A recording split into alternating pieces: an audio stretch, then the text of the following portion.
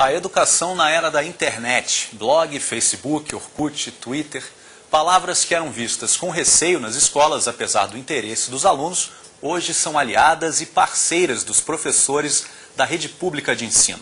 No Rio de Janeiro, essas ferramentas são utilizadas não só para estimular o aprendizado, como também aproximar alunos e educadores. Até muito pouco tempo atrás, para conferir a data de uma prova ou até mesmo tirar dúvidas sobre um dever de casa, era necessário usar o telefone ou perguntar em sala de aula à professora. Hoje, a maioria dos estudantes do mundo já conta com outros tipos de recursos, os cibernéticos. Matheus tem 16 anos, está no 2º ano do ensino médio de uma escola pública. Há um mês, teve dengue e ficou 10 dias em casa. Para se atualizar sobre as aulas perdidas, usou uma rede social. Então, a gente tem um grupo da turma, né, no Facebook, até pra gente se comunicar. E logo quando eu fiquei com dengue, logo quando eu descobri que eu estava com suspeita, eu já avisei pra eles. Pessoal, avisa os professores que eu tô faltando, que eu tô com dengue.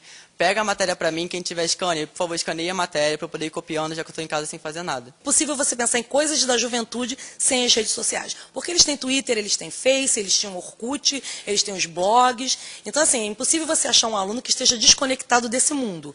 Então, se você quer estar conectado com eles, você tem que estar conectado nesse mundo. Acho que realmente é impossível hoje, é um caminho sem volta mesmo, a questão da interação deles com as redes sociais. Mesmo para a escola ou não para a escola, para diversão e etc., eu acho que é tudo no computador e é a tendência do mundo hoje. Para ficar mais próximas de seus alunos, muitas escolas encontram alternativas na web para estimular o aprendizado. Neste CIEP, localizado no subúrbio do Rio, houve capacitação dos professores para o uso da internet e também para a criação de blogs.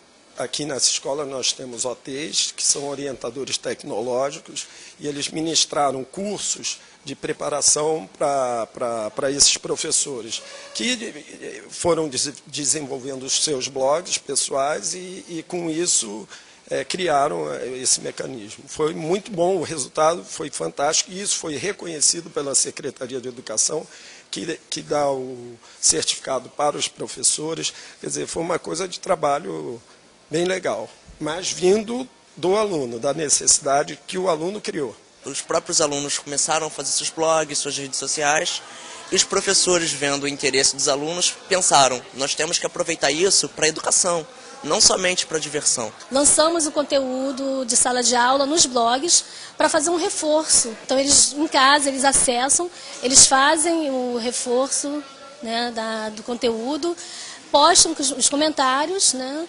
e dúvidas também, perguntam, tiram dúvidas e às vezes na aula seguinte, na sala de aula, né, a gente tira então aquela dúvida de um aluno, a gente tira a dúvida para toda a sala. Nós percebemos um avanço, até mesmo no comportamento deles, né?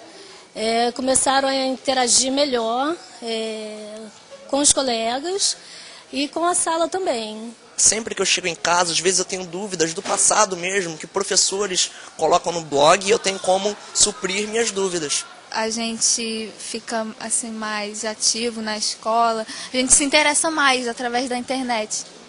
A prática de fóruns virtuais para a discussão de variados temas também vem crescendo entre os alunos. É mais amplo, você pode perguntar coisas que você não está tendo na matéria naquele momento. Não é mais o professor que induz o aluno, às vezes o aluno vem com uma informação nova e a gente é que tem que correr atrás para suprir a curiosidade do aluno. Em assuntos diversos, de várias áreas, nem sempre só de áreas da escola, às vezes uma área que é até fora do âmbito do currículo escolar. E isso é interessante, porque dá autonomia do aluno da sua área de interesse. Isso muda completamente a imagem do professor, que antes era como se ele fosse a fonte da informação. E agora não, ele passa a ser um mediador dessa informação. E sobre tecnologia e educação, a gente conversa agora com o Leonardo Vilela. Ele é professor de educação da Unirio, a Universidade Federal do Estado do Rio de Janeiro. E você pode participar fazendo perguntas ao vivo pelo nosso Twitter ou telefone. Os contatos estão aí na sua tela. Leonardo, muito obrigado pela sua participação aqui no Jornal Futura.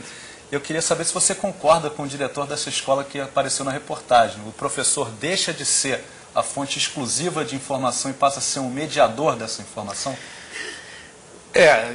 Isso vem se intensificando e com o uso das redes sociais isso pode se tornar mais intenso. Eu nunca vi o professor somente como aquele detentor da informação.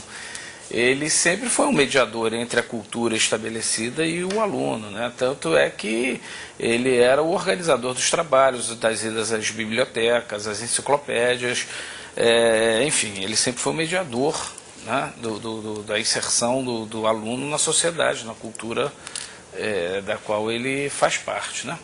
Agora, isso tende a se intensificar porque com as redes sociais e com a internet de uma maneira geral, porque o acesso desse aluno à informação está muito mais fácil. A gente tem uma pergunta pelo Twitter da Renata Alves. Ela quer saber o seguinte: como conciliar as redes sociais e o aproveitamento dos alunos na sala de aula? Bom, existem, independente das redes sociais, vão continuar existindo os instrumentos formais de avaliação que variam de escola para escola. O que eu acho é que os professores também podem criar projetos que aproveitem a produção desses alunos nessas redes. Acho que não é nada demais. Sistemas de educação à distância já fazem isso há bastante tempo. E o que se trata é de tentar incorporar esses mecanismos que já são usuais em sistemas de educação à distância no processo presencial. Não vejo problema nenhum se avaliar a participação num fórum, né, a produção de um grupo que poste na internet um trabalho em formato fechado para o professor poder avaliar, isso tudo é bastante razoável. O importante, não importa a ferramenta, né? O importante é atingir o resultado que é o aluno aprendendo. Sem dúvida nenhuma, ele produzindo, ele se interessando mais, talvez com a ferramenta que ele tenha mais familiaridade, ele possa até ir mais adiante, porque ele fica mais curioso e mais motivado para fazer o trabalho e se envolver com o conteúdo, enfim, isso tudo faz parte do jogo pedagógico, né?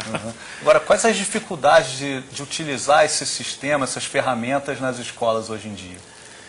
Pois é, esse modelo de aula muito centralizada na figura do professor, isso é um problema. Quer dizer, para você diversificar as atividades, você tem que se descentrar, enquanto professor, você tem que se descentrar desse papel, e o centro passa a ser o interesse dos grupos de alunos ou dos alunos até individualmente, né?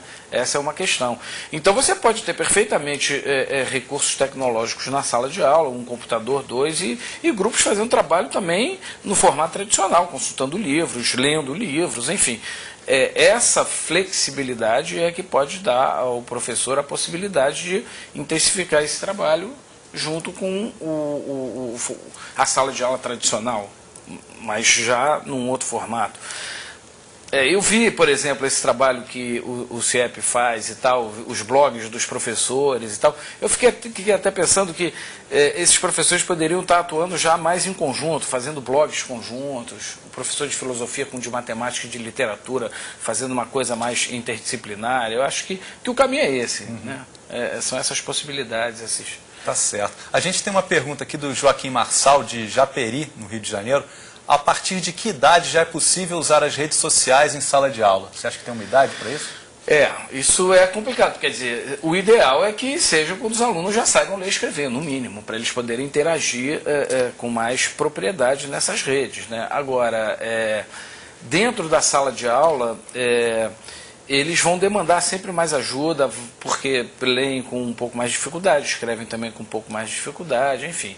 Mas não vejo problema nenhum a partir do momento que ele já consiga interagir, né? É importante que o professor saiba exatamente o que está acontecendo para poder fazer essa mediação de maneira a manter o aluno interessado e não fazer daquilo apenas um jogo, uma brincadeira, e deixar ele à vontade só matando o tempo. A Márcia Santos, aqui do Rio, ela pergunta, ela é professora e quer saber se o Facebook atrapalha os alunos em sala de aula. Depende. Se eu estou dando uma aula expositiva e tal, e o aluno está no laptop dele ou no computador de telefone dele vendo o Facebook, é claro que atrapalha, como se atrapalhasse lendo o gibi ou qualquer outra coisa. Mas se ele está sendo usado a favor daquele conteúdo e daquele assunto e tal, ele pode ser uma ferramenta positiva. É mais uma ferramenta. Se você incorporar ao seu dia a dia e utilizá-lo de maneira planejada, junto com os alunos e tal, ele vai contribuir, com certeza. Tá certo, Leonardo. Muito obrigado pela sua participação no Jornal Futura. Nada, um abraço. A gente volta já já.